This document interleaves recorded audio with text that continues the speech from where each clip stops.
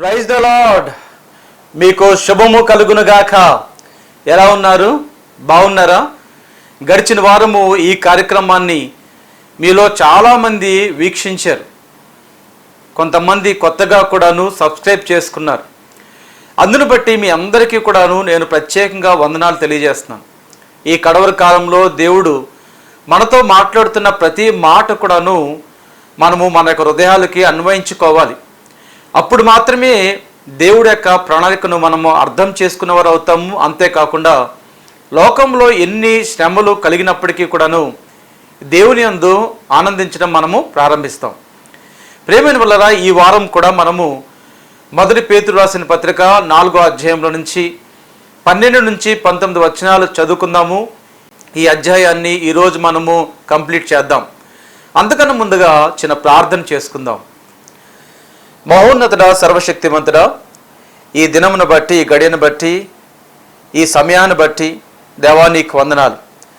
ప్రభా, ఈ నెలంతా కూడా ప్రభా మీ యొక్క కృపా క్షేమాలు మీరు మాకు కలగజేశారు. ఈ నెలలో తండ్రి దేవా ప్రభా చివరి వారంలోనికి మేము ప్రవేశించి మరొక మారు తండ్రి దేవా ఈ విధంగా మీ నామాన్ని మహింపరచుకోవడానికును ఘనపరచుకోవడానికును దేవా మీరు మాకు ఇచ్చినటువంటి సదవకాశాన్ని బట్టి దేవా నీకు వందనాలు. ప్రభా, నీవెంతైనా నమ్మదగిన దేవుడై ఉన్నావు. ఈ దినము తండ్రి దేవా ప్రభా మేము వాక్యం చదువుకొని ధ్యానం చేసుకోబోతుండగా ముందుగా ప్రార్థనా పూర్వకముగా మీ సన్నిధిలో పరిశుద్ధాత్మ యొక్క సహాయాన్ని దేవా ప్రభా మేము అర్జిస్తున్నాం. ప్రభా, ఈ సమయంలో మీ పరిశుద్ధాత్మని మా ప్రక్కనే నిలవబెట్టండి.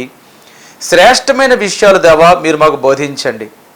ఈ మా ప్రార్థన దేవా మీరు అంగీకరించినందుకును, ఎంతమంది బిడ్డలైతే అనారోగ్యంతో ఉంటూ వారు స్వస్థత కొరకు దేవా ప్రభా ఈ దినం కనిపెడుతున్నారు, ఈ ప్రోగ్రాంలో నీ సేవకుడని నేను ప్రార్థన చేస్తుండగా వారిని మీరు స్వస్థపరుస్తున్నందుకు నీకు వందనములు తెలియజేస్తూ యేసు నామమున ప్రార్థన చేసి అడిగి వేడుకొనుచున్నాము తండ్రి, ఆమేన్. నాకు ఆధారమైన యేసయ్యా,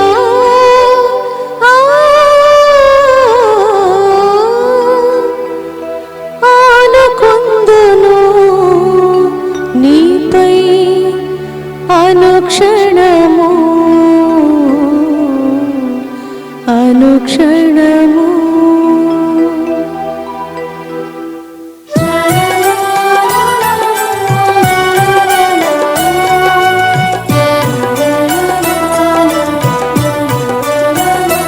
నాకు ఆధారమైన యేసయ్యా, ఆనుకొందును నీపై అనుక్షణము ఆనుకొందును నీపై అనుక్షణము. నాకు ఆధారమైన యేసయ్యా,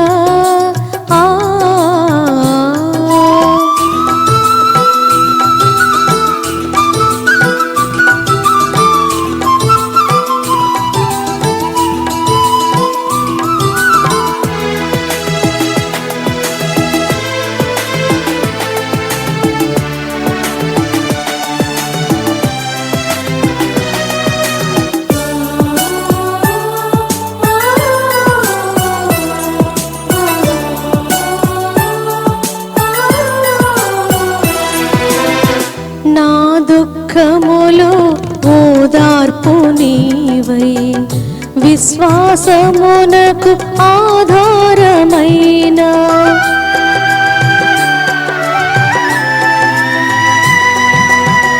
నా దుఃఖములో ఓదార్పు నీవై, విశ్వాసమునకు ఆధారమైన మితిలేని కనికరం నాపై చూపి, మితిలేని కనికరం నాపై చూపి, నా రక్షణకు ఆధారమైతివి, నా రక్షణకు ఆధారమైతివి.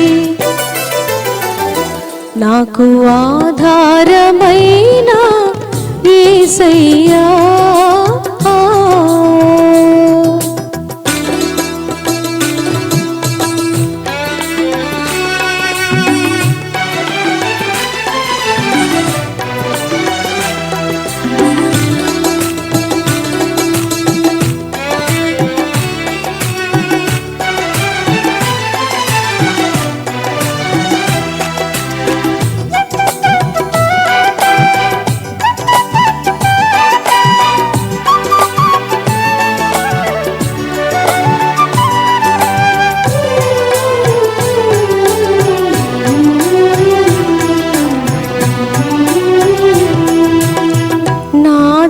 స్థితిపై జాలి చూపి నిరీక్షణకు ఆధారమైన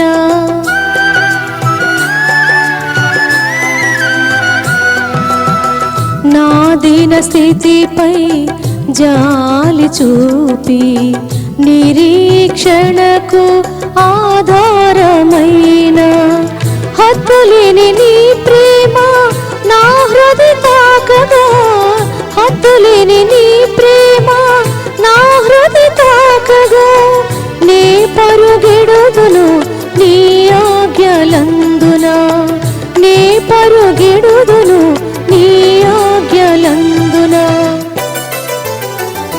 నాకు ఆధారమైన యేసయ్యా,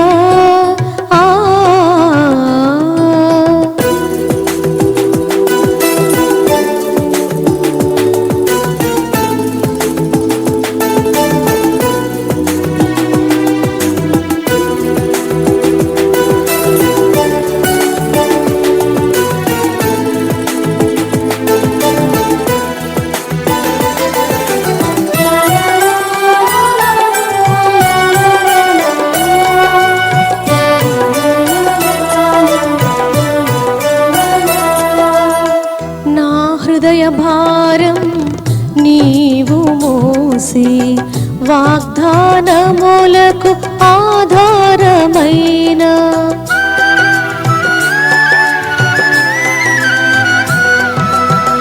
నా హృదయ భారం నీవు మోసి వాగ్దానములకు ఆధారమైన పరిశుద్ధాత్మతో అభిషేకించి, పరిశుద్ధాత్మతో అభిషేకించి నా జ్ఞానమునకు ఆధారమైతివి, నా జ్ఞానమునకు ఆధారమైతివి.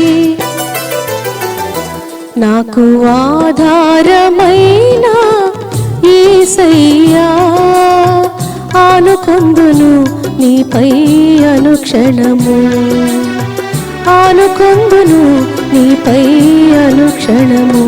నాకు ఆధారమైన యేసయ్యా.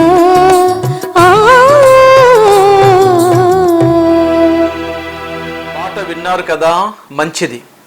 ప్రేమైన వలరా గడిచిన వారం మనము మొదటి పేతురు రాసిన పత్రికలో నుంచి 4వ అధ్యాయంలో నుంచి మనం దాదాపుగా 7 నుంచి 11 వచనాలు మనం ధ్యానం చేసుకున్నాం. దేవుని కొరకు జీవించే విధానాన్ని గురించి మనం నేర్చుకున్నాం. ఈ వారము మనం ఇదే అధ్యాయం నుంచి 12 నుంచి 19 వచనాలు చాలా జాగ్రత్తగా ధ్యానం చేసుకుందాం. ఈ వారము మనం నేర్చుకోబోయే అంశం ఏంటి అన్నట్లయితే శ్రమల్లో సైతము ఆనందించడం. ప్రియమైన వలరా ఈ విషయాన్ని గురించి ఆలోచన చేస్తున్నప్పుడు శ్రమలను చాలా వరకు మనం తప్పించుకునే ప్రయత్నం చేస్తాం.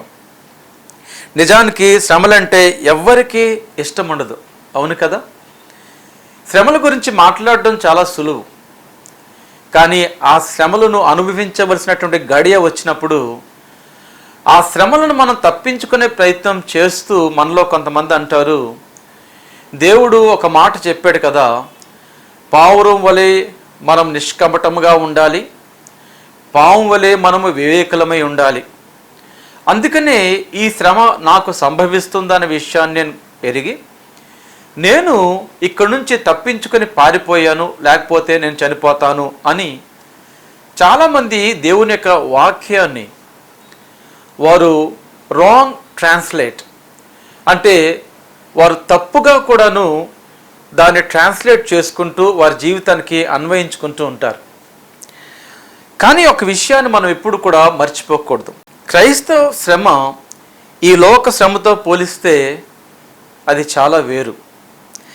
మనం క్రైస్తవులం కనుక శ్రమ వలన మనం చేసే మంచి పనులకు ఆటంకం కలిగినప్పటికీ మంచి చేయటం మానక శ్రమలలో సైతము సంతోషించాలి. ఇది చాలా ప్రాముఖ్యమైనటువంటి పాయింట్. మేము కూడా చాలా సందర్భాల్లోని మంచి చేసే ప్రయత్నం చేసినప్పుడు చాలా మటుకు వ్యతిరేకతను మేము చూసాం. కొంతమంది మమ్మల్ని మోసం చేశారు, కొంతమంది మమ్మల్ని బాధపరిచారు. అయినప్పటికీ కూడాను, మనకు శ్రమ కలిగినప్పటికీ కూడాను మనం మంచి చేయడము మానివేయకూడదు. మనం క్రైస్తవులం కనుక శ్రమ వలన మనం చేసే మంచి పనులకు ఆటంకం కలిగినప్పటికీ మంచి చేయటం మానక శ్రమలలో సహితము సంతోషించాలి. ప్రైజ్ గాడ్, హల్లెలూయా. అవును, చాలా సందర్భాల్లోని మనము మేలు చేసే ప్రయత్నం చేసినప్పుడు కాస్త శ్రమ మనకు ఎదురవుతుంది. మనకు శ్రమలు ఎదురయ్యాయని ఆ పనిని మనం చేయడం మానివేయకూడదు. ఎందుకు అన్నట్లయితే అది మంచి పని గనక. పేతురు ఈ అధ్యాయంలో పరిణితి చెందిన క్రైస్తవ విశ్వాసం గురించి మనకు బోధిస్తున్నాడు. క్రైస్తవునిగా ఎదుటకు ఆత్మీయ ఆహారం చాలా ఉపకరిస్తుంది. పేతురు గారు ఈ యొక్క పేతురు రాసిన పత్రికలో చూసుకున్నట్లయితే ప్రత్యేకించి కూడాను ఆ దినాల్లోని 10 సంఘాలని ఆయన దృష్టిలో పెట్టుకున్నాడు. అంటే పొంతు, గలతి, కప్పిదోకియా, పంఫూలియా, ఆసియాలో ఉన్నటువంటి సంఘాలు, వాటినే కాకుండాను ఈరోజు ఆ దేవుని యొక్క రాజ్యానికి వారసులుగా ఉన్న మనల్ని కూడాను ఆయన పరిశుద్ధాత్మ వారి సహాయంతో దృష్టి పెట్టుకొని ఈ యొక్క పత్రికను మనకి అందించడము జరిగింది. అయితే ఎందుకు మనం శ్రమను గురించి ఆలోచన చేస్తున్నాము? లేకపోయినట్లయితే పేతురు గారు ఈ అధ్యాయం అంతా కూడా చూసుకున్నప్పుడు శ్రమలను మనం ఎందుకు సహించాలి, శ్రమల గురించి ఆయన ఎందుకు పదే పదే మాట్లాడాడు అన్న విషయాన్ని ఒక్కసారి మనము గమనించినట్లయితే ప్రియమైన వాళ్ళారా, మనందరికీ కూడా తెలుసు అపోస్తల కార్యముల్లోని మరి హింస ఏ విధంగా కూడాను చెలరేగిందో, ఆది అపోస్తల సంఘముకి ఏ విధమైనటువంటి శోధన వారు ఎదుర్కొన్నారు, ఆ విషయాలన్నీ కూడాను మనకి అపోస్తల కార్యంలో వ్రాయబడ్డాయి. అయితే ఆ శ్రమ కలగడానికి మూలకారణం ఎవరు అన్నట్లయితే యూదులే ఆ శ్రమను ఆ దినాల్లోని ప్రేరేపించారు. దాన్ని రోమీలు కూడా కొనసాగించారు. ఎందుకోసము అన్నట్లయితే రోమీల యొక్క దృష్టిలోని యూదులు ఏ విధంగా అయితే ఒకే దేవుడిని వారు కొలుస్తారో, క్రైస్తవులు కూడాను అదే విధంగా కూడాను వారు విశ్వాసాన్ని గురించి మాట్లాడతారు. మా దేవుడు వేరు అంటారు, బ్రతుకుట క్రీస్తే చావైన మేలు అంటారు. ఇంకా చెప్పాలంటే వీరు హేతువాదులు. వీరు నిజంగా కూడాను దేవుడు లేడు అన్న విధానంగా కూడాను మన దేవుళ్ళను వీరు కించపరుస్తున్నారు అని ఆ దినాల్లోని రోమీలు భావించి క్రైస్తవుల్ని వేటాడడం ప్రారంభించారు. ఎప్పుడైతే క్రైస్తవుల్ని వారు వేటాడడం ప్రారంభించారో పేతురు గారు వెంటనే పరిశుద్ధాత్మ వారి సహాయంతో ఆయన పత్రికను రాసి దాదాపుగా 10 సంఘాలకు ఆయన పంపించాడు. పంపించి శ్రమల్లో ఏ విధంగా ఆనందించాలి అనే విషయాన్ని వారందరికీ కూడాను ఆయన బాగా వివరించాడు. ఇప్పుడు మనము వాక్యాన్ని చదువుకుందాం. తెరవండి, 1 పేతురు రాసిన పత్రిక 4వ అధ్యాయంలో నుంచి నేను 12వ వచనాన్ని చదువుతున్నాను. వాక్యం ఈ విధంగా సెలవిస్తుంది. ప్రియులారా, మిమ్మల్ని శోధించుటకు మీకు కలుగుచున్న అగ్ని వంటి మహాశ్రమలను గూర్చి మీకేదో ఒక వింత సంభవించినట్లు ఆశ్చర్యపడుకుడి. క్రీస్తు మహిమ బయలుపరచబడినప్పుడు మీరు మహానందముతో సంతోషించు నిమిత్తము క్రీస్తు శ్రమలలో మీరు పాలువారై ఉన్నంతగా సంతోషించుడి. క్రీస్తు నామము నిమిత్తము మీరు నిందల పాలైన ఎడల మహిమాస్వరూపి అయిన ఆత్మ అనగా దేవుని ఆత్మ మీ మీద నిలుచుచున్నాడు గనక మీరు ధన్యులు. మీలో ఎవడునూ నరహంతకుడుగా కానీ, దొంగగా కానీ, దుర్మార్గుడుగా కానీ, పరుల జోలికి పోవువాడుగా కానీ బాధ అనుభవింప తగదు. ఎవడైనను క్రైస్తవుడైనందుకు బాధ అనుభవించిన ఎడల అతడు సిగ్గుపడక ఆ పేరును బట్టి దేవుణ్ణి మహిమపరచవలెను. తీర్పు దేవుని ఇంటి యొద్ద ఆరంభమగు కాలము వచ్చి ఉన్నది. అది మన యొద్దనే ఆరంభమైతే దేవుని సువార్తకు అవిధేయులైన వారి గతి ఏమవును? మరియు నీతిమంతుడే రక్షించబడుట దుర్లభమైతే భక్తిహీనుడును పాపియు ఎక్కడ నిలుతును? కాబట్టి దేవుని చిత్త ప్రకారము బాధపడువారు సత్ప్రవర్తన గలవారే నమ్మకమైన సృష్టికర్తకు తమ ఆత్మలను అప్పగించుకొనవలెను.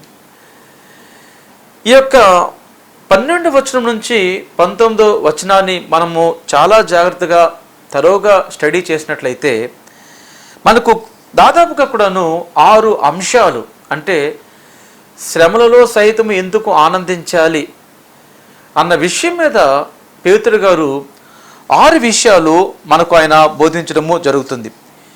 ఈ 6 విషయాల గురించి కూడాను మనము చాలా జాగ్రత్తగా మనము నేర్చుకోవాలి.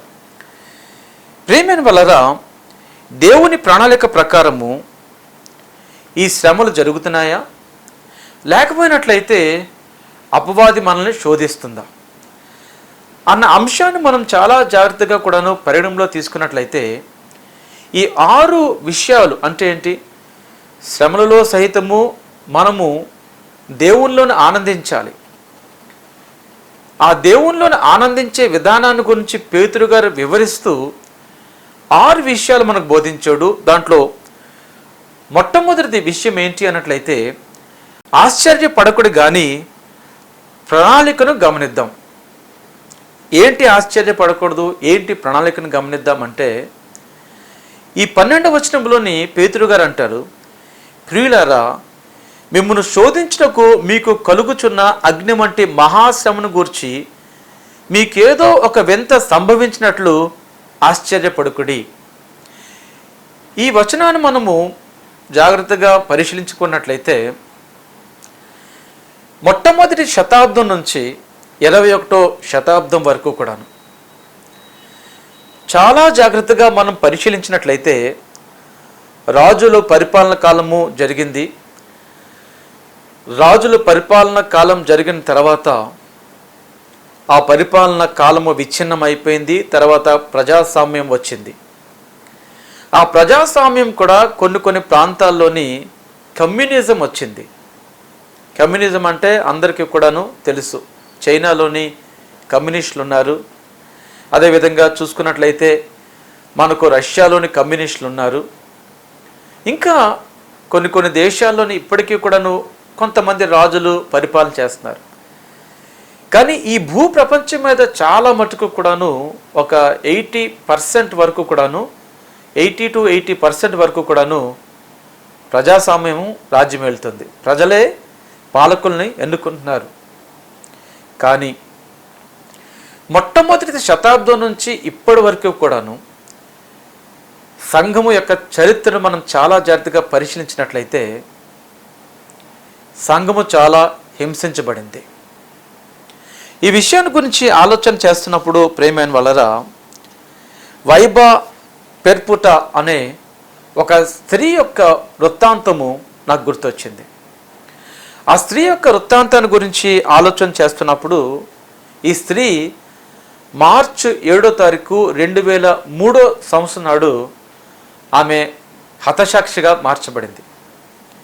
ఈ పెర్పుట అనే ఆమె తన దగ్గర ఒక పనికత్తె, అంతేకాకుండా తన స్నేహితురాలు ప్రేమైన వలన కార్తేజ్ అనే ఒక ఆమె దాదాపుగా కూడాను 8 నెలల్లో గర్భిణి. ఈ పెర్పుట, కార్తేజ్, పెర్పుట భర్త, అంతేకాకుండాను వీరిని విశ్వాసములో నడిపించినటువంటి సతూరినస్, అంతేకాకుండా సెకుడాలస్, ఈ దాదాపుగా కూడాను వీరందరూ కూడాను చిన్న సమూహముగాను వారు దేవుణ్ణి తెలుసుకున్నారు. వారు దేవుని తెలుసుకొని యేసుక్రీస్తు ప్రభుల వారి నామాన్న వారు ప్రార్థన చేయడం ప్రారంభించారు. వారు ప్రార్థన చేయడం ప్రారంభించినప్పుడు ఆ దినాల్లోని రోమీలు పరిపాలన చేసేవారు కనుక వీళ్ళందరూ కూడా ఎక్కడ వారు అనుకున్నట్లయితే ప్రియమైనవారా, టునేషియా అనే ప్రాంతానికి చెందినవారు, కార్తాజ్ అనే ఒక పల్లెటూరులోని ఉండేవారు. వీరందరూ కూడాను ప్రియమైన వాళ్ళరా ఎప్పుడైతే దేవుణ్ణి వీరు తెలుసుకొని దేవుడి యొక్క నామాన్ని వీరు ఎరిగి దేవుని నామాన్ని ప్రార్థన చేయడం ప్రారంభించారో వీరి విశ్వాసాన్ని బట్టి ఆ దినాల్లోని ఈ 5గురిని కూడాను మరి ఆ దినాల్లోని రోమా ప్రభుత్వము అరెస్ట్ చేసింది. ఈ ప్రాంతము టునేషియా అనే ప్రాంతము నార్త్ ఆఫ్రికా చెందినటువంటి భూభాగం. 203వ సంవత్సరం అంటే మొట్టమొదటి శతాబ్దంలో జరిగినటువంటి విషయాలు నేను మీకు బాగా బోధిస్తాను. ఆ 203వ సంవత్సరంలోని ఈ 5గురిని కూడాను జైల్లో వేశారు. ఎందుకు వేశారు అన్నట్లయితే వీరు క్రైస్తవత్వాన్ని ప్రాక్టీస్ చేస్తున్నారు. అంటే వీళ్ళు యేసుక్రీస్తు ప్రభుల వారిని వెంబడించడం ప్రారంభించారు. వీళ్ళు ఒక చిన్న సమూహంగా కూడుకొని దేవుని యొక్క నామాన్ని ప్రార్థన చేసుకోవడం ప్రారంభించారు. వీళ్ళు 5గురిని కూడా జైల్లో వేశారు. పాపం ఈ పెరుపుట పనికత్తే 8 నెలల గర్భిణి. ఈ పెరుపుట చూసుకున్నట్లయితే చాలా చిన్న అమ్మాయి, దాదాపుగా 21 ఏళ్ళు వయసు ఉన్నటువంటి ఆమె. ఆ విధంగా జైల్లో ఉంటున్నప్పుడు ఆ దినాల్లోని ప్రేమైన వల్ల ప్రజలు రోమా ప్రభుత్వం మీద తిరుగుబడి ఆ ప్రభుత్వాన్ని విచ్ఛిన్నం చేస్తారేమో అని నీరో చక్రవర్తి కాలం నుంచి కూడాను వీళ్ళు ప్రజలకు స్పోర్ట్స్ వైపు మళ్లించారు. అంటే క్రీడల వైపు మళ్లించారు. మీ అందరూ కూడా తెలిసే ఉంటుంది, గ్లాడియేటర్ అనే ఒక ఇంగ్లీష్ సినిమా కూడా వచ్చింది. ఆ దినాల్లోని ప్రజలకు ఈ క్రీడల్లో మునిగి తేలేలాగా ఒక రకమైనటువంటి జోదాన్ని వారికి పరిచయం చేసే చక్రవర్తి ఈ క్రైస్తవులందరినీ కూడాను ఈ యొక్క వైల్డ్ బీస్ట్ అంటే అడవి మృగాలు చీల్చివేస్తుండగా, అంటే క్రైస్తవులందరినీ కూడాను ఒక మైదానంలో పెట్టి వారి మీదకి ఈ పులుల్ని, అడవి పందుల్ని, లేకపోతే పిచ్చైనటువంటి ఆవుల్ని, గేదెల్ని వీరి మీద ఉసి కలిపి పంపించేవారు. ఈ చిరుతపులి లేకపోయినట్లయితే ఈ బేర్, ఎలుగుబంటి, ఈ అడవి పందులు వీళ్ళ మీద వచ్చి దాడి చేస్తుంటే ప్రజలందరూ కూడాను గొప్పగా సంతోషముతోని కేరింతలు కొట్టుకుంటూ చప్పట్లు కొట్టేవారు. క్రైస్తవులు ఎంతగా కూడాను హింసించబడ్డారు. అటువంటి సమయంలో పెర్పుట తను ఏదో విధంగా కూడాను అదే విధంగా ఈ అడవి మృగాలకు తను అప్పగించబడుతుంది అని తన తండ్రి విషయాన్ని తెలుసుకొని తన కుమార్తెను విడిపించే ప్రయత్నం చేశాడు. కానీ ఆయన్ని కూడాను చాలా దారుణంగా కొట్టివేశారు. తర్వాత ఈ పెరుపుట పనికత్తె యొక్క భర్తను, ఆ దినాల్లోని బైబిల్ని చక్కగా వీరికి బోధించినటువంటి సతుర్యుని, అదేవిధంగా సెకుండాలస్ను, ఆయన ఒక వ్యవసాయకుడు, ఈ 3 మగవాళ్ళు కూడాను తీసుకుని వెళ్ళి ఈ అడవి మృగాలు ఎక్కడైతే ఉన్నాయో చుట్టూరు మైదానంలోని అడవి మృగాలు ఉన్నాయి, ఆ మైదానంలోనికి వీళ్ళు తోసివేశారు. తోసివేసినప్పుడు ఈ మృగాలన్నీ కూడా వచ్చి వీరి మీద పడి మరి చాలా తీవ్రంగా దాడి చేసి చంపివేశాయి. అదే జైల్లోని పాపం ఈ యొక్క పెర్పుట యొక్క పనికత్తె ఆమె ఒక కుమారుడు కూడా కన్నది. అయినప్పటికీ కూడా ఆమెను కూడా క్షమించలేదు. వీరిద్దరినీ కూడాను ఒకరోజు ఆ మైదానంలో పెట్టి ఒక పిచ్చెక్కినటువంటి ఆంబోతుని వారి మీదకి ఉసిగల్పి పంపించారంట. వాళ్ళు ఇంకనూ చనిపోలేదని, ఆంబోతు దాడి చేసినప్పటికీ కూడా వారు చనిపోలేదని ఆ యొక్క గ్లాడియేటర్ని పంపించారు. ఎవరైతే ఈ ఖడ్గంతో యుద్ధం చేస్తారో వారిని పంపించినప్పుడు ఆ యొక్క పెర్పుట ఏం చేసింది అన్నట్లయితే ఆ కత్తిని తీసుకొని తన యొక్క గొంతుకులోనికి దాన్ని దించుకొని, ప్రభా ఈయన ప్రాణాన్ని దేవా నువ్వు స్వీకరించు, ఈ బాధను నేను భరించలేకపోతున్నాను అని చెప్పి తన ప్రాణం తీసుకుంది. చూడండి ప్రేమైన వల్లదా, ఈరోజు రేపుల్లోని మనకు చిన్న శ్రమ కలిగితేనే మనం తట్టుకోలేకపోతున్నాం. కానీ మనకన్నా ముందు ఎవరైతే విశ్వాసంతో దేవుడి యొక్క రాజ్యం కొరకు వారు కష్టపడ్డారో వారు ఎంతో శోధన అనుభవించారు, ఎంతో బాధలు అనుభవించారు. మనకు అటువంటి బాధ లేకపోయినప్పటికీ చిన్న సమస్య వస్తేనే మనం విలవల్లాడిపోతున్నాం, తట్టుకోలేకపోతున్నాం. ఇంట్లో భార్యాభర్తల మధ్య ఐక్యత లేకపోతే తట్టుకోలేము, ఇంట్లో సమాధానం లేకపోతే తట్టుకోలేము, బయట స్నేహితులతో ఏదైనా మాట వస్తే తట్టుకోలేము. కానీ ఇవి నిజంగా కూడా శ్రమలు కావు, ఇవి లోకములో ఉన్నటువంటి శ్రమలు. కానీ దేవుడి యొక్క రాజ్యం కొరకు శ్రమ అనుభవించడం అంటే నీ విశ్వాసములో నిలకడగా నిలబడినప్పుడు నీ విశ్వాసాన్ని బట్టి ఎప్పుడైతే నువ్వు తృణీకరించబడతావో అదే నిజమైనటువంటి శ్రమ. ఇక్కడ చూసుకున్నట్లయితే 12వ వచనంలో పేతురు గారు అంటాడు, ప్రియులారా మిమ్మును శోధించుటకు అండర్లైన్ చేసుకోండి. శోధన అండర్లైన్ చేసుకోండి. మిమ్మును శోధించుటకు మీకు కలుగుచున్న అగ్ని వంటి మహాశ్రమలను గురించి మీకేదో ఒక వింత సంభవించినట్లు ఆశ్చర్యపడకుడి.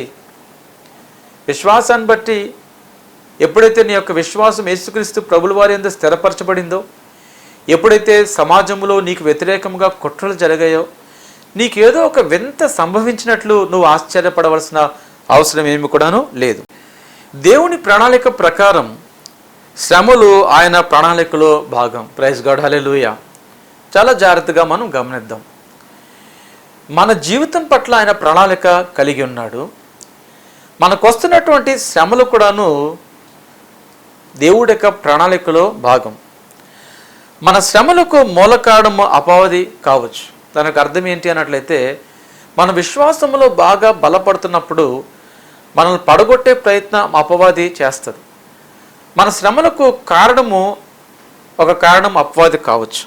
కానీ దేవుడు సర్వ సృష్టికర్త, ఆయన సమస్తమును ఎరిగినవాడు. మన శ్రమలో అయినను లేదా అపవాది శోధన అయినను కూడాను ఆయన చివరికి తన ప్రణాళికను ఆయన స్థిరపరుస్తాడు. ఎస్, కొన్ని సమయంలోని మనకు కూడాను అర్థం కాదు, ఈ పరిస్థితులు ఎందుకు నాకు ఇలాగా కలిగాయి, నేను ఎందుకు ఈ విధంగా కూడాను అపవాది చేత శోధించబడుతున్నాను. చాలామంది అంటూ ఉంటారు, దేవుడు అన్నవాడు ఉన్నట్లయితే నాకెందుకండి ఈ శోధన, నాకెందుకండి ఈ బాధ, దేవుడు నన్ను ఎందుకు పట్టించుకోవట్లేదండి అని అంటూ ఉంటారు. క్రైస్తవులుగా మనం తెలుసుకోవాల్సిన ప్రాముఖ్యమైన అంశం ఏంటి అన్నట్లయితే, మనము బలపరచబడాలి, మనము స్థిరమైన మనస్సును కలిగి ఉండాలి. మన విశ్వాసము క్రీస్తు అనే బండ మీద పునాది వేయబడి కట్టబడుతుంది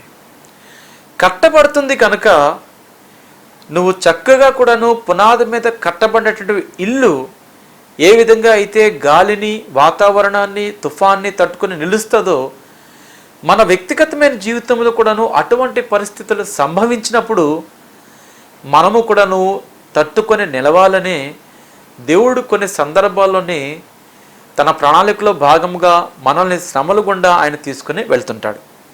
కానీ ఎందుకు, ఏ కారణం చేతన ఇటువంటి శ్రమలు సంభవిస్తున్నాయి? చూడండి, 12వ వచనంలోని మనం చదువుకున్నాం.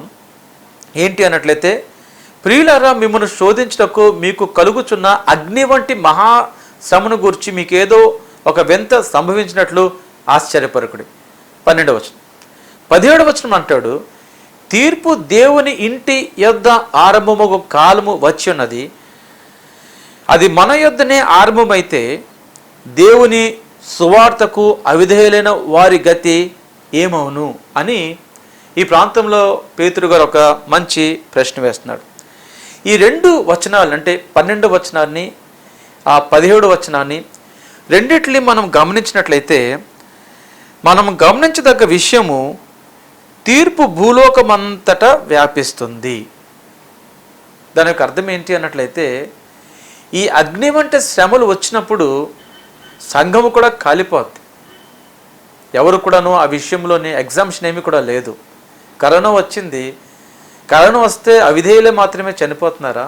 క్రైస్తవులు చనిపోతున్నారు. ఈ అగ్ని వంటి శ్రమ ఏదైతే ఉందో ప్రియమైన వలన, అది వ్యాపించినప్పుడు ఏమవుద్ది అన్నట్లయితే సంఘము తప్పించుకొనలేదు. అయితే అగ్ని సంఘమునకు తాకినప్పుడు మనం పరిశీలించబడతాము మరియు అగ్నిచే శుద్ధపరచబడతాం. ప్రైజ్ గాడ్, హల్లెలూయా. ఖచ్చితంగా కూడాను న్యాచురల్ కెలామిటీ ఏది జరిగినప్పటికీ కూడాను క్రైస్తవులే కాదు, క్రైస్తవేతరులే కాదు, అందరూ కూడా ఎఫెక్ట్ అవుతారు. ఇక్కడ మనం తెలుసుకోవాల్సిన విషయం ఏంటి అన్నట్లయితే, ఈ తీర్పు భూలోకమంతటా కూడా వ్యాపించినప్పుడు, ఈ అగ్ని వంటి మహాశ్రమ కాలం వచ్చినప్పుడు అది సంఘాన్ని కూడాను తాగుతుంది, సంఘం కూడా తప్పించుకోలేదు. అయితే దేవుడు ఆ పరిస్థితులు కూడా మనల్ని ఎందుకు తీసుకుని వెళ్తాడు అన్నట్లయితే ప్రియమైన వాళ్ళ, మనం మొట్టమొదటిగా పరీక్షించబడతాము, నంబర్ 2 పరిశీలించబడతాము, ఆ తర్వాత శుద్ధపరచబడతాం. ఒకరోజు రష్యాలోని సైబేరియా అనే ప్రాంతంలో ఒక చిన్న హోమ్ ఫెలోషిప్, దాదాపుగా కూడాను ఒక 10 మంది కూర్చొని ప్రతి ఆదివారం కూడా దేవుణ్ణి వారు ఆరాధించుకుంటారట. ఒకసారి 2 పోలీసు వాళ్ళు వచ్చారు గన్నులు పట్టుకొని. వీళ్ళు ఒకళ్ళు నడుచుకుంటూ లోపలికి వస్తుంటే వాళ్ళు లోపలికి వచ్చి తలుపు తట్టి గన్స్తో లోపలికి వచ్చి అన్నారు, మీరు ఏం చేస్తున్నారు ఇక్కడ? మీరు క్రైస్తవులా? ఇక్కడ మీరు కూడుకోవడానికి వచ్చారా? ఏ పని ఇక్కడ మీరు చేస్తున్నారు? ఇది కమ్యూనిస్ట్ దేశం అన్న విషయాన్ని మీరు మర్చిపోయారా అని అంటే, దాంట్లో 2 అన్నారంట, మేము ఏదో ఇక్కడ కలుసుకుందామని వచ్చాము, మా పని అయిపోయిందని 2 వెళ్ళిపోయారు. ఇంకో 2 మేము క్రైస్తవులం కాదు, మేము అప్పుడప్పుడు సరదాగా కూడా ఇక్కడ కూరుకొని వెళ్తుంటాము, ఏదో ఈరోజు ఆదివారం కదా ఖాళీ సమయం కనుక అది వచ్చాము, కానీ ఇది మీకు ఇబ్బంది కలిగించినట్లయితే మేము వెళ్ళిపోతామని వెళ్ళిపోయారు. ఇకపోతే మిగిలిన వారు 6.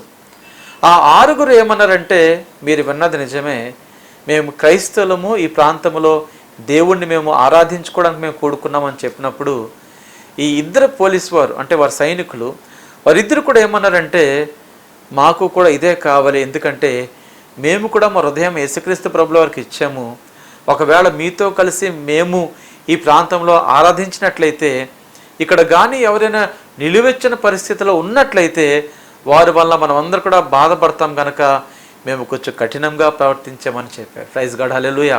గమనిస్తున్నారా ప్రియమైన వాళ్ళారా?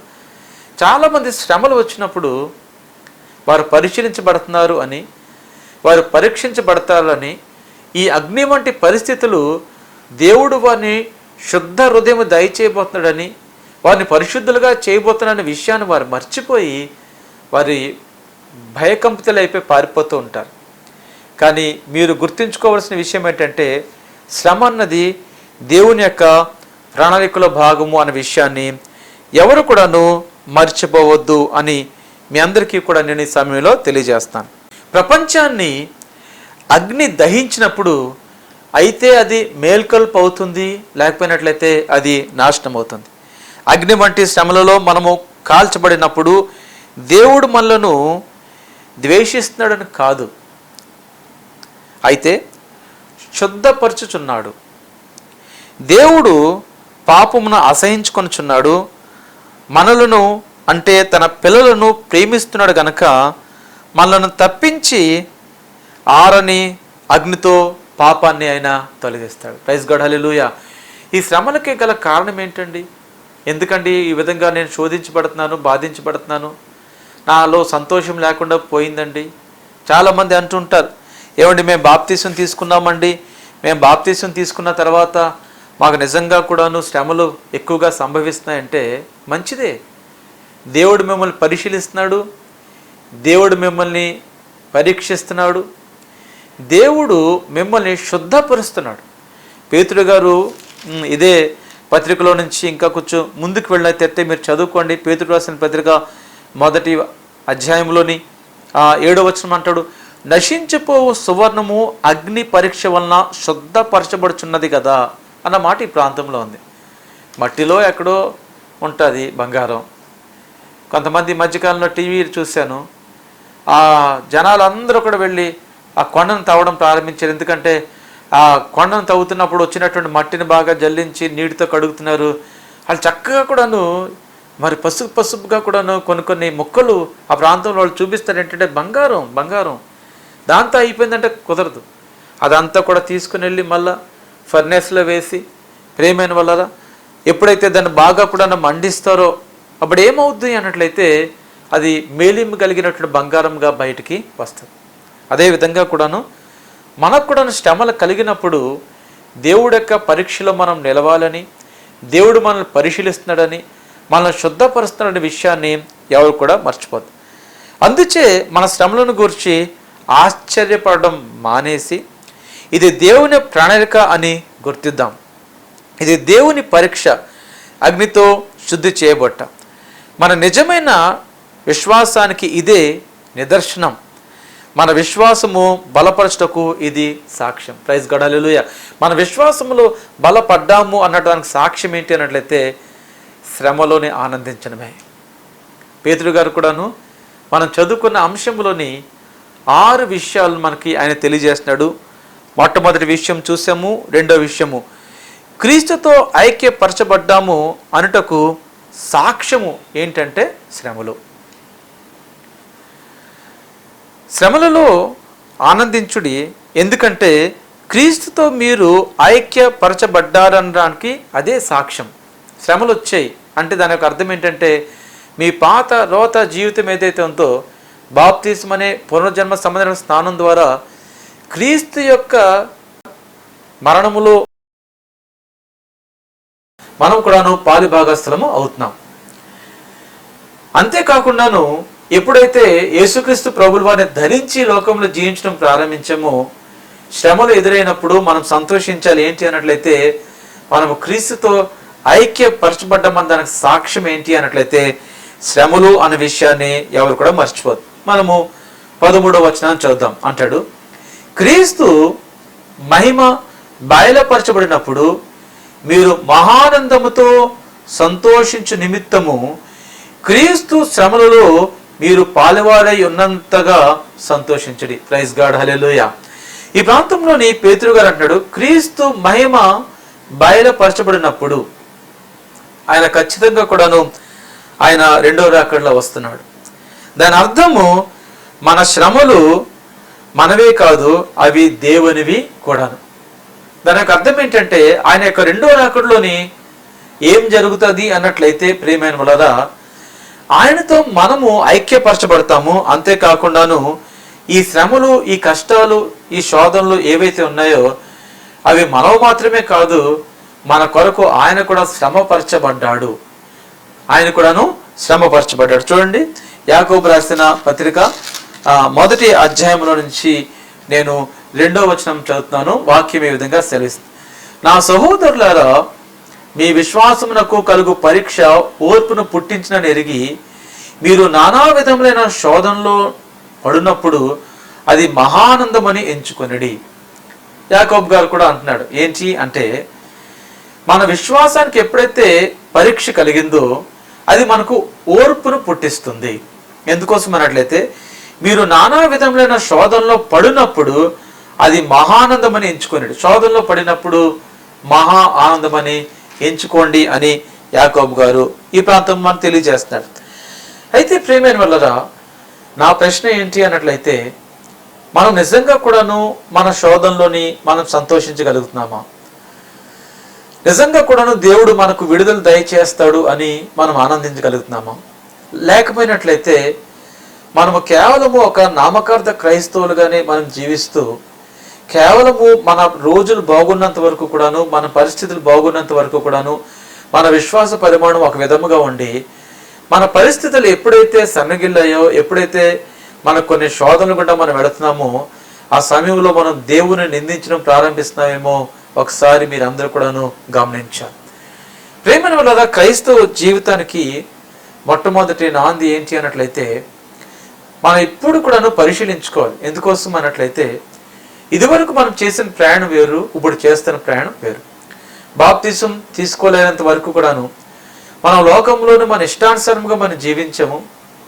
బాప్తిసం తీసుకున్న తర్వాత కూడాను చాలా దినాలు, సంవత్సరాలు దేవుని గురించి మనం అర్థం చేసుకోలేదు. ఎందుకంటే దేవుని మనం అడగలేదు. మన తల్లిదండ్రులు క్రైస్తవులు కావడం వల్ల, మన క్రైస్తవ కుటుంబంలో పుట్టడం వల్ల మనం బాప్తిసం తీసుకుని ఉండవచ్చు. కానీ ఒకానొక దినము ప్రతి ఒక్కరి జీవితంలో వస్తుంది. ఆ దినము నాడు మనము ఈ లోకాశలన్నీ కూడా విడిచిపెట్టి దేవునితోనే ఐక్యపరచబడే గడియ. ఎందుకు ఐక్యపరచబడతాము అన్నట్లయితే మనకు కలుగుతున్నటువంటి శ్రమలు దేవుడు మనకు ఒక విషయాన్ని తెలియజేస్తాడు. ఆయన తెలియజేస్తున్న విషయం ఏంటి అన్నట్లయితే మనము దేవునితోనే ఐక్యపరచబడ్డాము. అంతేకాకుండాను ఈ శ్రమలు కేవలము మనము కాదు, కానీ మనల్ని పిలుచుకున్నటువంటి దేవుడివి అన్న విషయాన్ని మనకు బాగాను అర్థమవుతుంది. ప్రియమైన వల్ల కొన్ని విషయాలు అర్థం చేసుకోవడము కొంచెం కష్టంగా ఉంటుంది. కానీ 1కి 10 సార్లు మీరు వాక్యాన్ని చదువుకోవాలి. 1కి 10 సార్లు నేను చెప్తున్న విషయాల్ని మీరు మళ్ళా యూట్యూబ్లో వినాలి. వినినప్పుడు మీకు బాగా అర్థమవుతుంది. 3వ పాయింట్ చూద్దాం. ఆయన మహిమనందు మనకు మహానందము. అంటే క్రీస్తు మహిమతో వచ్చినప్పుడు మన సంతోషము పరిపూర్ణమవుతుందని తెలుసుకొని శ్రమల్లో సంతోషించుడి. ఇది చాలా మంచి విషయం. మళ్ళా చదువుతున్నాను. క్రీస్తు మహిమతో వచ్చినప్పుడు మన సంతోషము పరిపూర్ణమవుతుందని తెలుసుకొని శ్రమల్లో సంతోషించుడి అన్న మాట నేను మీ అందరికీ కూడా తెలియజేస్తాను. మనకన్నా పూర్వీకులు ఎంతగానో వారు ఎదురు చూచారు ఆ మహాదినం రావాలి అని. ఆ మహాదినం వచ్చినప్పుడు దేవునితో పాటు వారు నడవాలి అని వారి విశ్వాసాన్ని వారు పెట్టుబడి పెట్టారు. వారి విశ్వాసాన్ని వారు పెట్టుబడి పెట్టి వారి విశ్వాసంలోనే జీవించి వారి విశ్వాసంలోనే మృతి పొందారు. ఈ కాలంలో అయితే 21వ శతాబ్దంలోని మనము జీవిస్తాం. ప్రియమైన వాళ్ళరా, చూడండి 13వ వచనంలో నుంచి నేను 2వ భాగం చదువుతున్నాను.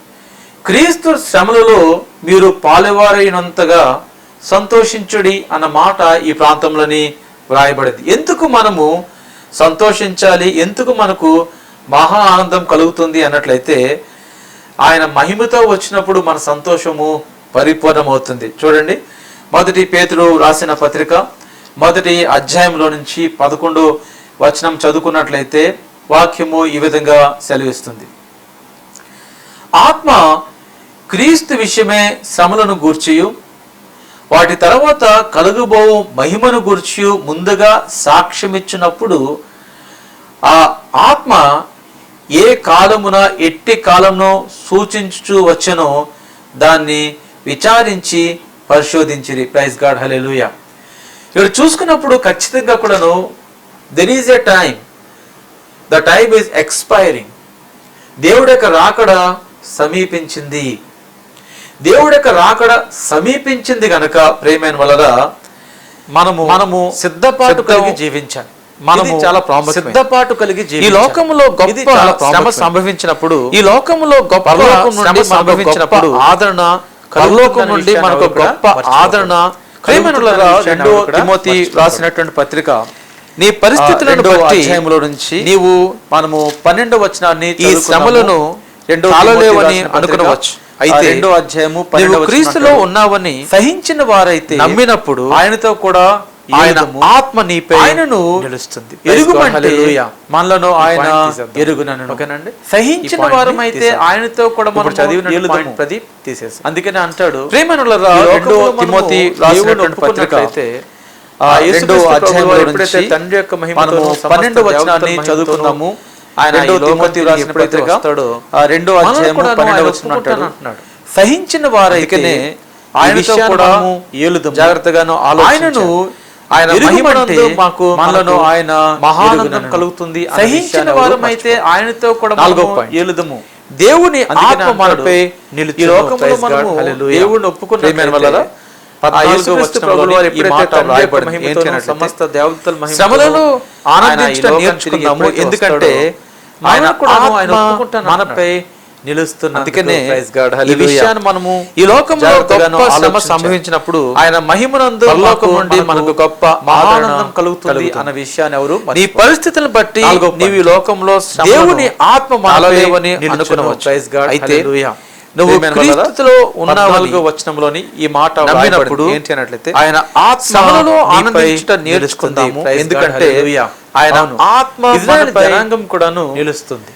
వారు ఐగుప్తు నుంచి మరి పాలు తేనె దేశానికి ఆనందించడం నేర్చుకున్నాము. ఎందుకంటే వారికి ఆత్మ మనపై నిలుస్తుంది. ఉదయం చూస్తే ఈ లోకంలో గొప్ప శ్రమ సంభవించినప్పుడు న్యాయం కిందనే వారు పరలోకం నుండి మనకు గొప్ప ఆదరణ. దేవుడి యొక్క ఆత్మ వారి మీద నీ పరిస్థితులను బట్టి నీవు ఈ లోకంలో చూసుకున్నట్లయితే తాళలేవని దెబ్బ తగలకుండా నువ్వు క్రీస్తుతో దేవుడి ఆత్మ వారి చుట్టూ కూడా నమ్మినప్పుడు ఉండేది. ఆయన ఆత్మ నీపై నిలుస్తుంది.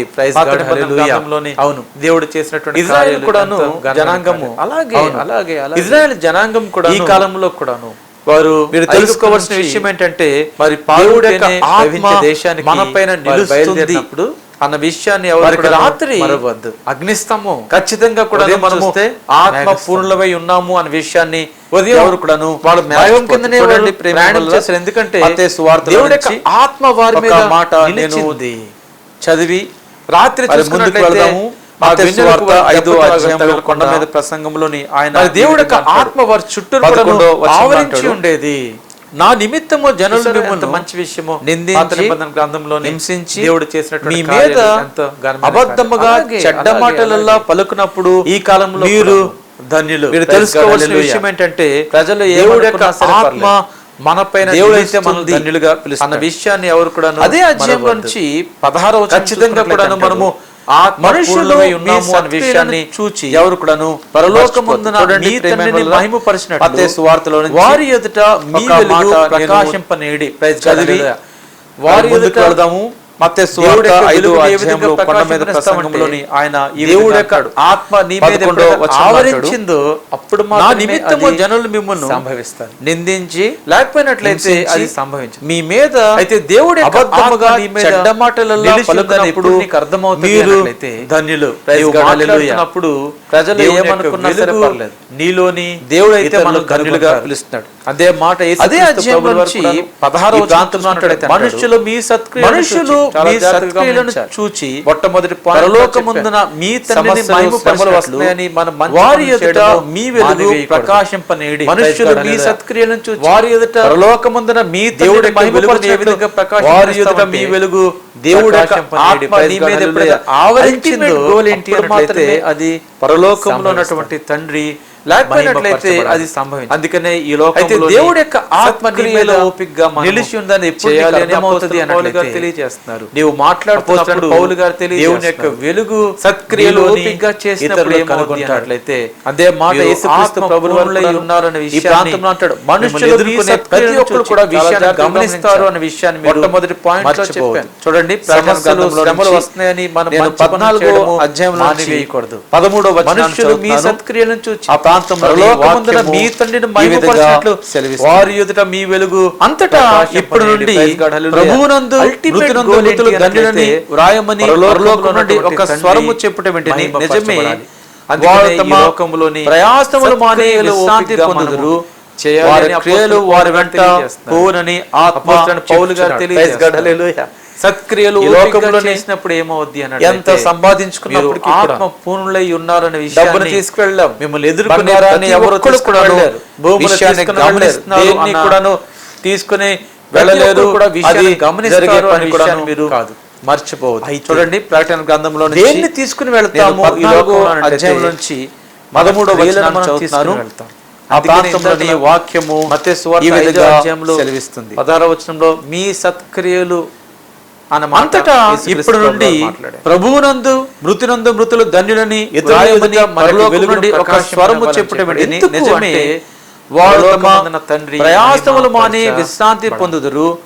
వారి కాలంలోని క్రియలు వారి వెంట ప్రియమైన పోవునని ఆత్మ చాలా చెప్తున్నాడు. విషయాలు Praise God, మనం hallelujah. గమనించినప్పుడు ఈ లోకంలోని నిజంగా కూడాను ఆయాసం ఎంత కలిగేస్తుంది. సంపాదించుకున్నప్పటికీ కూడా భయంకరమైన డబ్బును తీసుకెళ్ళాం, దినాల్లో మనం జీవిస్తున్నాం. బంగారాన్ని ఎవరు తీసుకుని వెళ్ళలేరు, కరోనా నిజంగా భూములు కూడా తీసుకుని వెళ్ళలేరు, మహమ్మారి దేన్ని కూడా అనేక మందిని తీసుకుని పట్టున పెట్టుకుంది. వెళ్ళలేరు. అది అనేక మంది జరిగే పని కూడా వ్యాధిగ్రస్తులై ఉన్నారు. అనేక మంది అయితే హాస్పిటల్స్ లో ఉన్నారు. దేన్ని తీసుకుని వెళ్తాము? ఈ చాలా లోకంలో తీవ్రమైన అంటే పరిస్థితులు గుండా మన క్రియలను మనం తీసుకుని ఈ యొక్క మానవులు అందుకనే ప్రయాణం ఇందాకలా చేస్తున్నారు. మత్తయి మన సువార్త దేశమే 5వ కాదు, అధ్యాయంలో ప్రపంచం కూడాను 16వ వచనంలో తీవ్రమైన మీ పరిస్థితులు గుండా సత్క్రియలు కానీ అన్న మాట కాలంలోని యేసుక్రీస్తు ప్రభువు వారు మాట్లాడారు. చాలా మంది క్రైస్తవులు విమర్శించబడుతున్నారు. ఇతరుల ఎదుట మనకి వెలుగును వారికి ప్రకాశింప డబ్బు మీద చెప్పాడు. ఉన్నటువంటి ఎందుకు వ్యామోహం అంటే అటువంటిది. పరలోకమందున తండ్రి ఇంకనూ మహిమ కూడాను పరచబడాలి. అన్యులతో పాటు ఈ ఈ కాలంలోని ప్రియమైన వాళ్ళారా, చాలా హాస్పిటల్ విషయాలు పెట్టారు. మనం గమనించినప్పుడు కొంతమంది చూసుకున్నట్లయితే మనకు కొన్ని నిజంగా black కూడాను market ఆయాసం కార్యకలాపాలు కలగజేస్తుంది. చేస్తున్నారు. నిజంగా కూడాను భయంకరమైన దేవుడి యొక్క నామానికి దినాల్లో మనం అవమానకరంగా జీవిస్తున్నారు. కరోనా అందువల్ల నిజంగా కూడా మనకు కలిగేది మహమ్మారి అనేక నాకు ఒక మందిని స్నేహితుడు పట్టున ఉన్నాడు. పెట్టుకుంది. తన అనేక మంది తన యొక్క అన్నగారిని వ్యాధిగ్రస్తులై కోల్పోయాడు. ఉన్నారు. కరోనా అనేక వ్యాధితో మంది చనిపోయాడు. hospitals లో బ్లాక్ ఉన్నారు. ఫంగస్ వల్ల చనిపోయాడు. చాలా కానీ తీవ్రమైనటువంటి పరిస్థితులు యొక్క గుండాను గోల్ ఇప్పుడు ఏంటి అన్నట్లయితే ఈ యొక్క నా స్నేహితుడి మానవులు యొక్క గోల్ ప్రయాణం ఏంటి, చేస్తున్నారు. గురి ఏంటంటే మన దేశమే ఎవరైనా కాదు, సరే ప్రపంచం కూడాను కరోనా తీవ్రమైన పరిస్థితులు బాధపడుతున్నట్లయితే వారికి కానీ ఈ సహాయం కాలంలోని చేయాలి. ఏ విధంగా చాలా మంది చేయాలి అన్నట్లయితే క్రైస్తవులు ఏదైనా హాస్పిటల్ బెడ్ ఎందుకోసం ఖాళీ అన్నట్లయితే ఉన్నట్లయితే వాళ్ళని వారికి డబ్బు హాస్పిటల్ మీద చేర్చి, ఉన్నటువంటి వ్యామోహం లేకపోయినట్లయితే అవసరమైనటువంటి మరి ఇంకా మందుల కూడాను వరకు ఇప్పించడం, అన్యులతో పాటు ఈ ఇవన్నీ పనులు పరిస్థితులు కూడా కూడా చేస్తున్నారు. cash ఎందుకోసం చేసుకోవాలనుకుంటున్నారు. అన్నట్లయితే తన అన్నం తను హాస్పిటల్ కాపాడుకున్నప్పుడు పెట్టారు. కానీ కొంతమంది మిగతా వాళ్ళు కూడా చూసుకున్నట్లయితే ఎవరు ఆ కొన్ని విధంగా black market కోల్పోకుండా కార్యకలాపాలు ఉండాలని చేస్తున్నారు. వారు నిజంగా చూసుకున్నట్లయితే కూడాను నా దేవుడి యొక్క స్నేహితుడు నామానికి ఆ విధంగా అవమానకరంగా శ్రమపడతారు. జీవిస్తున్నారు. నా స్నేహితుడు ఒక అందువల్ల క్రైస్తవుడు. మనకు కలిగేది ఏంటి? క్రైస్తవులకి నాకు ఒక స్నేహితుడు అటువంటి ఉన్నాడు. మంచి తన యొక్క అన్నగారిని గుణాతిశయాలు కోల్పోయాడు, ఉన్నాయి. కరోనా మంచి వ్యాధితో attitude చనిపోయాడు, బ్లాక్ ఇప్పుడు కూడా మనం ఫంగస్ ఒకరికి చనిపోయాడు. సహాయం కానీ తను చేసే వారం యొక్క గోల్ ఇప్పుడు ఏంటి అన్నట్లయితే మనము మంచి పని చేయగలిగే గురి ఏంటంటే మనం సహాయం ఎవరైనా చేయగలిగే సరే కూడాను కరోనా చేయను గాని తో బాధపడుతున్నట్లయితే వారికి అది తగిన పాపము సహాయం అని చేయాలి. దేవుడు ఏ విధంగా సెలవిస్తాడు. చేయాలి అందుకనే అంటే ప్రేమనులారా ఏదైనా హాస్పిటల్ ఎవరు బెడ్ కూడాను ఖాళీ అటువంటి ఉంటే పాపము వాళ్ళు చేయవద్దు. ఈ హాస్పిటల్ ప్రాంతంలో చేర్చి. దేవుడి యొక్క లేకపోతే ఆత్మ మనపై అవసరమైనటువంటి నిలుస్తుంది గనక మందుల్ని వరకు మనం శ్రమల్లో కూడా ఇప్పించడం. మనము ఇవన్నీ ఆనందించాలి పనులు కూడా అనే విషయాన్ని చేస్తున్నాం. ఎవరు కూడా ఎందుకోసమన్నట్లయితే మర్చిపోవద్దు. ప్రేమైన వల్ల 5వ పాయింట్ దేవునిని మహిమ పరచడం కొరకు మనము నేర్చుకుందాం. అందుకని ముందుగా మనము 15 వచనాన్ని ఒకసారి ధ్యానం చేసుకుందాము. 15 వచనంలోని వాక్యము ఈ విధంగా సెలవిస్తుంది.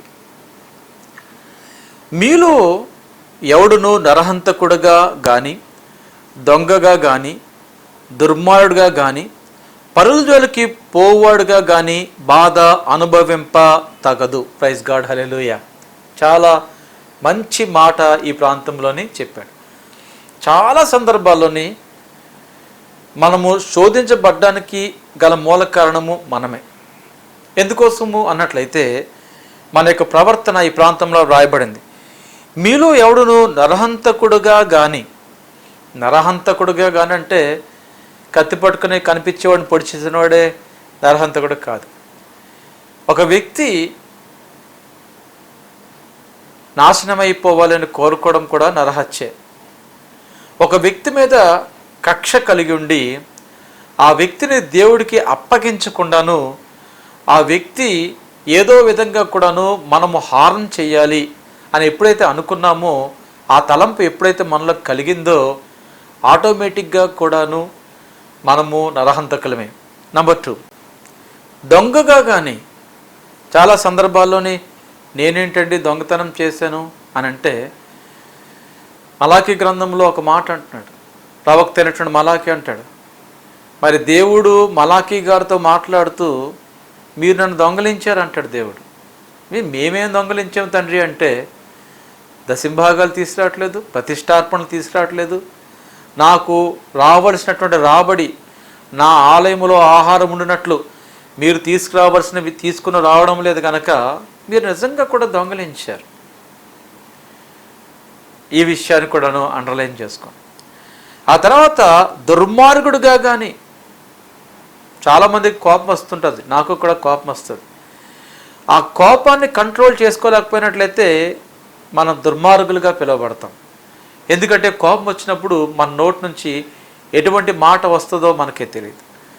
పరుల జోలికి పోవాడుగా కానీ, చాలా సందర్భాల్లోనే వాళ్ళేం చేస్తున్నారు, వీళ్ళు ఏం చేస్తున్నారు, వాళ్ళ ఇంట్లో సమస్యలు ఏంటి, వీళ్ళ ఇంట్లో సమస్యలు ఏంటి, వేరే పనిపాటు ఉండదు. పరుల జోలికి పోయేవాడు అనవసరంగా కూడా ఎదుటి వాళ్ళ దగ్గరికి వెళ్ళి ఎదుటి వాళ్ళ విషయాల్లో జోక్యం చేసుకునేవాడు. కానీ బాధ అనుభవించ తగదు అని 15వ వచనంలో ఒక కమాండ్ ఇచ్చాడు, ఒక ఆజ్ఞ. ఈ ఆజ్ఞలోని మనం నరహంతకులు కాకుండా ఉండాలంటాడు, దొంగతనం చేసేవారంగా ఉండకూడదు అంటాడు, దుర్మార్గుడుగా మనం ఉండకూడదు అంటాడు, పరుల జాలికి వెళ్ళేవారుగా మనం ఉండకూడదు. ఈ పనులు చేసి మనము బాధ అనుభవించ తగదు. ఎందుకు అంటే అదంతా కూడా మనం పూర్వపు లైఫ్ స్టైల్, అంటే ప్రకృతి సంబంధించిన మానవుడి యొక్క లక్షణాలు అవి. కానీ మనం ప్రకృతి సంబంధించిన మానవులు కాదు, మనం దేవుని పిల్లలమై ఉన్నాం. రోమిలు రాసిన పత్రికలో ఈ పాయింట్ చాలా తీవ్రంగా కూడా పౌలు గారు మాట్లాడాడు. ప్రకృతి సంబంధించిన మానవుడు. ఒకరోజు మనం దాని గురించి కూడా డిస్కస్ చేసుకుందాం. ఆ విధంగా ఉండకూడదు. దేవుని పిల్లలం అయితే దేవుడికి ఎంత డిగ్నిటీ ఉంటుందో మనము కూడా అంత డిగ్నిటీగా బిహేవ్ చేయాలి. ఆయన మర్యాదకు కానీ ఆయన విలువలకు కానీ భంగపరచు విధంగా కూడా మనము ప్రవర్తించడానికి వీలు లేదు. 5వ పాయింట్, దేవుణ్ణి మహిమపరచడం. శ్రమలలో ఆనందించుట నేర్చుకుందాం. ఎందుకంటే శ్రమలు దేవునిని మహిమపరచును. శ్రమలు దేవునిని మహిమపరుస్తాయి. ఏ విధంగా అంటే 16వ వచనం చదువుదాం. ఎవడైనను క్రైస్తవుడైనందుకు బాధ అనుభవించిన ఎడల అతడు సిగ్గుపడక ఆ పేరును బట్టియే దేవుని మహిమపరచవలెను. ప్రైజ్ గాడ్, హల్లెలూయా. మనకు బాధ కలిగినప్పుడు అంటే మనం అవమానించబడ్డాము. చాలామంది ఈ లోకంలోని ప్రేమైన వల్ల నా స్నేహితుని కోల్పోవడం నాకు ఇష్టం లేదు కనుక నేను సంఘానికి మానేస్తానని చెప్పేవాళ్ళు ఉన్నారు. లేకపోయినట్లయితే నన్ను సమాజంలో మా వాళ్ళు మా కులపోళ్ళు కలుపుకోవట్లేదు కనుక నేను దేవునితో ప్రయాణం చేయలేనని మానేవేసే వాళ్ళు చాలామంది ఉన్నారు. నేను ఒక లంచగొండను కనుక, పాపంతో నాకు ఒప్పందం ఉంది కనుక, నేను లంచాన్ని తీసుకుంటాను కనుక, ఎంతో కొంత డబ్బు నా తర్వాత నా పిల్లలకు ముట్ట చెప్పాలి కనుక నేను దేవునితో నడుచుకోలేను అని చెప్పేవాళ్ళు చాలామంది ఉన్నారు. ఈ లోకములోని రకరకాల క్రైమ్ చేస్తూ, నేరాలు చేస్తూ వారు దేవునితో సంబంధాన్ని తుంచివేసుకొని ప్రయాణం చేస్తున్నారు. ఎందుకంటే దేవునితో సంబంధం కలిగి ఉన్నట్లయితే అటువంటి లైఫ్ స్టైల్ని దేవుడు ఒప్పుకోడు. ఆ లైఫ్ స్టైల్ దేవుడు ఒప్పుకోడు కనుక మనం ఏం చేస్తున్నాం అన్నట్లయితే దేవుణ్ణి విడిచిపెట్టి లోకానుసారంగాను ప్రకృతి సంబంధమైన మానవుడిగాను మనం ప్రయాణం చేయడానికి ఇష్టపడుతున్నాం. కానీ ఈ ప్రాంతంలో మనం చూసుకున్నట్లయితే పేతురు గారు అంటాడు, ఎవడైనను క్రైస్తవుడైనందుకు బాధ అనుభవించినడలా అతడు సిగ్గుపడక, అండర్లైన్ చేసుకోండి, సిగ్గుపడవలసిన అవసరం ఏమి కూడాను లేదు. ఆ పేరును బట్టి దేవునిని మహిమపరచవలను. ప్రైజ్ గాడ్, హల్లెలూయా. ఈ పాయింట్ గురించి ఒకరోజు మనం డీప్గా మాట్లాడుకుందాం. సమయం అయిపోతుంది కనుక నేను ముగిస్తాను. దేవుని మహిమపరచడం అంటే క్రియారూపమైన విశ్వాసం మరియు ప్రవర్తన దేవుడు మనకు మహిమ అని కనుపరచడం. చూసారా, దేవుని ఎలా మహిమపరుస్తామంటే క్రియారూపకమైనటువంటి విశ్వాసము క్రియల్లో ఉండాలి. అంతేకాకుండాను ప్రవర్తన. కొంతమంది పాపం బాప్తీసం తీసుకున్న వాళ్ళు పెళ్ళిళ్ళకి వెళ్తున్నప్పుడు చిన్న బొట్టు పెట్టుకుని వెళ్ళిపోతారు. ఎందుకంటే వాళ్ళ కుటుంబంలోని వాళ్ళ బంధువులందరూ కూడాను, నువ్వు కూడా మునిగిపోయావా, నువ్వు కూడా దేవుణ్ణి నమ్ముకున్నావా, నువ్వు కూడా వాళ్ళు కలిసిపోయావా, ఈ మాటలు అంటే వీళ్ళు తట్టుకోలేరు పాపం. అందుకని వాళ్ళు ఏం చేస్తారంటే ఆ ప్రాంతంలోని వారు సంప్రదాయానికి తగినట్టుగాను వీళ్ళు ఏం చేస్తారంటే దాన్ని అడాప్ట్ చేసుకొని అదే సాంప్రదాయంలో ప్రయాణం చేయడానికి ఇష్టపడుతున్నాడు. కానీ ఈ ప్రాంతంలో పేతురు గారు అన్నాడు, ఎవరు కూడాను సిగ్గుపడవలసిన అవసరత లేదు. అంతేకాకుండా అంటాడు ఏంటంటే ఆ పేరు బట్టియే దేవుని మహిమపరచవలను. చెప్పండి, అవును నేను దేవుని నమ్ముకున్నాను, నా పాపాలు దేవుడు క్షమించాడు, నా దోషాలు దేవుడు క్షమించాడు, నన్ను ఆ దేవుడి యొక్క కృపకు పాత్రగా చేసుకున్నాడు, ఆయన వంటి దేవుడు ఈ లోకంలో ఎవరూ లేరు అని మీరు చెప్పండి. చెప్పినట్లయితే మీరు దేవుని మహిమపరిచిన వారు అవుతారు అనే విషయాన్ని మర్చిపోదు. ఆ తర్వాత 6వ పాయింట్, నీ ఆత్మ విషయమే దేవుని విశ్వాసత. అంటే చివరిగా శ్రమల యందు ఆనందించాలి. ఎందుకనగా మన సృష్టికర్త మన ఆత్మల పట్ల విధేయత కలిగి ఉన్నాడు. ప్రైజ్ గాడ్, హల్లెలూయా. ఇది చాలా మంచి పాయింట్. చూసారా, మన దేవుడు ఏమీ కూడా మనల్ని విడిచిపెట్టలేదు. దేవుడు ఒక్కొక్కరికి జీవితంలో ఒక్కొక్క విధమైనటువంటి విశ్వాస పరిమాణాన్ని దేవుడు ఇస్తాడు. ఒక్కొక్కరు జీవితంలో ఒక్కొక్క విధమైన శ్రమను అనుభవిస్తారు. అయితే మనము తెలుసుకోవలసిన విషయము, మనం నేర్చుకోవలసిన విషయము ఏంటి అన్నట్లయితే దేవుడు మనకు సమీపంగానున్నాడు. అంతేకాకుండాను ఆయన మన ఆత్మల పట్ల ఆయన బాధ్యతను కలిగి ఉన్నాడు. ముగిద్దాం ప్రియమైన వాళ్ళ 18, 19 వచనాలు చదువుకొని ముగిద్దాం. మరియు నీతి మంతుడై రక్షింపబట్టకు దుర్లభమైతే భక్తిహీనుడును పాపియు ఎక్కడ నిలుతురు. చూసారా, ఒకవేళగానే నీతిమంతుడే రక్షించబడ్డం కష్టమైనప్పుడు, దుర్లభం అంటే కష్టమైనప్పుడు, పాపము చేసేవాడు పాపియు భక్తిహీనుడు వాళ్ళ యొక్క ఎగ్జిస్టెన్స్ ఏంటి అంటున్నాడు పేతురు గారు.